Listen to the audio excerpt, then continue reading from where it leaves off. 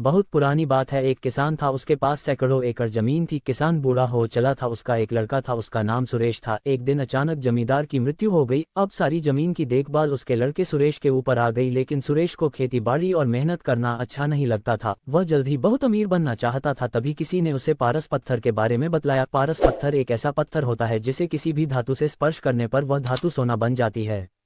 सुरेश किसी भी कीमत पर पारस पत्थर पाना चाहता था। उसने पारस पत्थर ढूंढने का बहुत प्रयास किया, किंतु उसे पारस पत्थर कहीं नहीं मिला। पारस पत्थर के लिए उसने कई लोगों से संपर्क किया, किंतु वह पारस पत्थर पाने में असफल रहा। आसपास के ठगों को पता चल गया कि सुरेश किसी भी कीमत पर पारस पत्थर पाना चाहता है। ठगों ने पारस पत्थर का लालच देकर सुरेश से लाखों रुपए ठग लिए।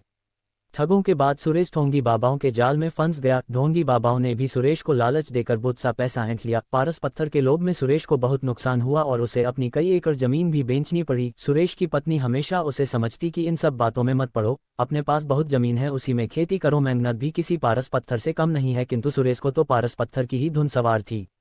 एक दिन गांव में बहुत पहुंचे हुए संत आए। सभी ने उन्हें अपनी समस्याएं बतलाई। सुरेश भी अपनी पत्नी के साथ उनसे मिलने गया और उन्हें अपनी समस्या बतलाई। संत सुरेश की बातें सुनकर मुस्कुराए और बोले, मैं जैसा कहूं वैसा ही करना तो तुम्हें पारस पत्थर अवश्य मिलेगा। संत की बात सुनकर सुरेश बहुत खुश और संत से बोला, कृपया कर मुझे वह तरीका बतलाएं जिससे मुझे पारस पत्थर मिल जाए।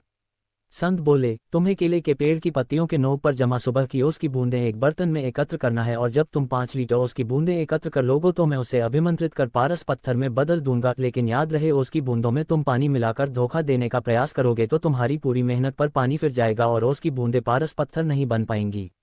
ये काम बहुत कठिन था। सुरेश ने अपनी कुछ जमीन पर केले के पेड़ लगाए। केले के पेड़ धीरे धीरे बढ़ रहे थे, किंतु इतने पेड़ों से वह उसकी सिर्फ कुछ ही बूंदें एकत्र कर पा रहा था। उसे लगा इतने केले के पौधों से 5 लीटर ओस एकत्र करने में तो उसे सालों लग जाएंगे। उसने फिर कुछ केले के पौधे और लगाए। इस तरह करते करते उसने अपनी लगभग पूरी जमीन पर केले के पेड़ लगा लिए।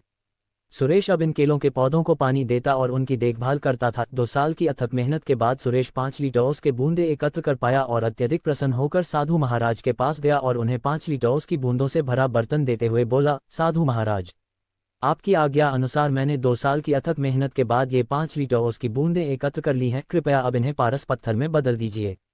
साधु महाराज बोले, सुरेश, तुम्हारी मेहनत सराहनीय है। तुम्हें तुम्हारी मेहनत का फल अवश्य मिलेगा। कल जब तुम आओगे तो अपनी पत्नी को भी साथ लाना। सुरेश खुश होकर अपने घर चला गया और पत्नी को सारी बात बतलाई। दूसरे दिन दोनों पति पत्नी जल्दी उठकर नहा धोकर साधु के पास पहुंचे। साधु ने सुरेश को देखकर कहा, सुरेश, मैंने ओस की बूंदों को पारस पत्थर में बदलने के बहुत प्रयास किया, किंतु मैं उन्हें पारस पत्थर में नहीं बदल सका। ये सुनकर सुरेश बहुत उदास हुआ और साधु से बोला, आपके कहे अनुसार मैंने 2 साल अथक मेहनत करके 5 लीटर ओस की बूंदें एकत्र की, किंतु मेरी मेहनत बेकार गई। आपने भी दूसरे लोगों की तरह मुझसे झूठ बोला। सुरेश की बात सुनकर साधु बोले, बेटा, मेहनत कभी भी बेकार नहीं जाती। तुम्हारी पत्नी के हाथ में जो पोटरी है उसे खोलो। सुरेश ने उसकी पत्नी के हाथ में रखी पोटरी खोली तो देखकर दंग रह गया। उसमें सोने चांदी के आभूषण और कीमती रत्न थे। साधु बोले, सुरेश, ये तुम्हारी मेहनत का फल है जो किसी पारस पत्थर से कम नहीं है। सुरेश ने कहा, यह मेरी मेहनत का फल कैसे हुआ?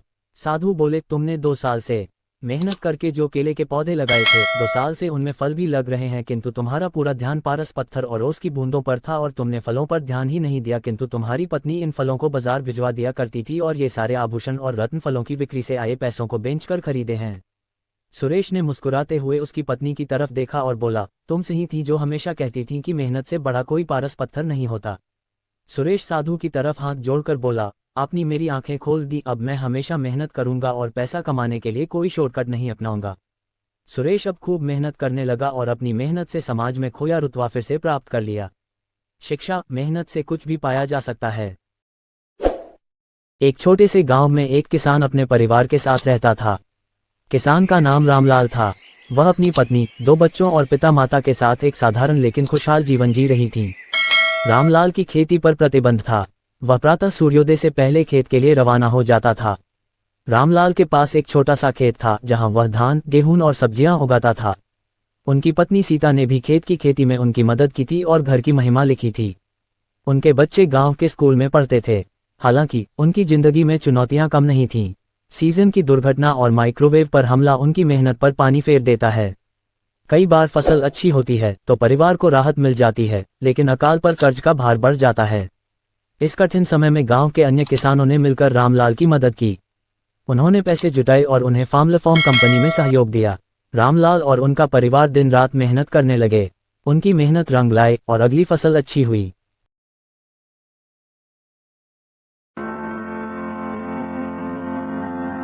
एक समय की बात है। एक राज्य में राजा विक्रम नामक एक बुद्धिमान और न्यायप्रिय शासक राजा राज्य करता था। उसकी प्रजा उसे बेहद सम्मान देती थी क्योंकि वह उनकी भलाई के लिए हमेशा तत्पर रहता था।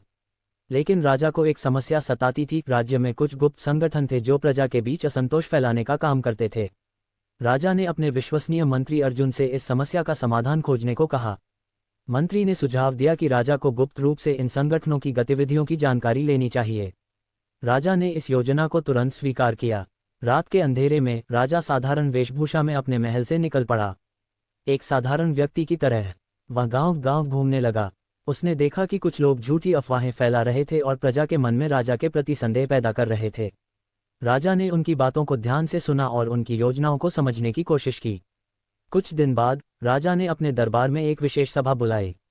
उसने सबूतों के साथ उन गुप्त संगठनों के प्रमुखों को दरबार में बुलाया और उनकी सच्चाई प्रजा के सामने उजागर की।